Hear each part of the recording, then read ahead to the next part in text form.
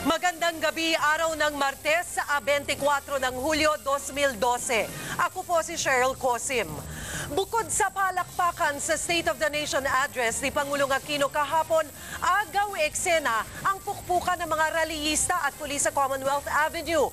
40 tao ang umuwing sugatan.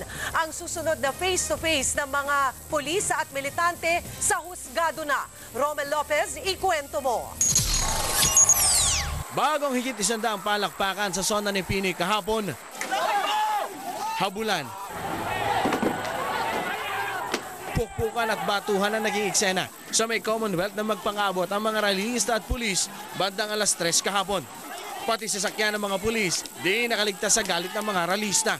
Nang humupa ang gulo, sugatan ang 19 na pulis, 16 na rallyista at 5 taga-media ayon sa PNP. They should not have done that. Kung talagang yung leader nila may disiplina doon sa mga followers nila. We are open to dissent, but violence is crossing the line.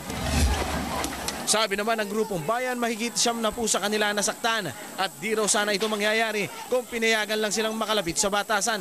July 10 pa raw nang humingi sila ng permit para makapag-rally pero hindi ito inaksyonan ng QC government. Pero ang PNP, kinasuhan na ng physical injuries at damage to property ang isang rallyista na naaresto kahapon. Posible rin daw nakasuhan nila ang ilang leader ng mga militante tulad na lang ni Bayan Secretary General Renato Reyes.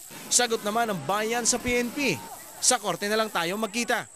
Yan ang kapal ng mukha nila na sila pa ang magbalak magkaso matapos yung ginawa nilang paglabag sa sarili nilang batas. No? Inuulit nga namin na sumunod kami sa lahat ng legal ng proseso at ang kanilang ginawang pagharang ay illegal at yun ang pinagmulan ng insidente kahapon. Wala pang natatanggap na formal na reklamo ang Commission on Human Rights pero ilang pagkakamali sa hanay ng mga militante ang nakita nila. From where we were yesterday, nakita lang natin nung lumusob yung mga protesters at iwasan nila yung pagsasama ng mga bata kasi kawawa naman kung sila yung maging casualty pag nagkaroon ng kaguluhan.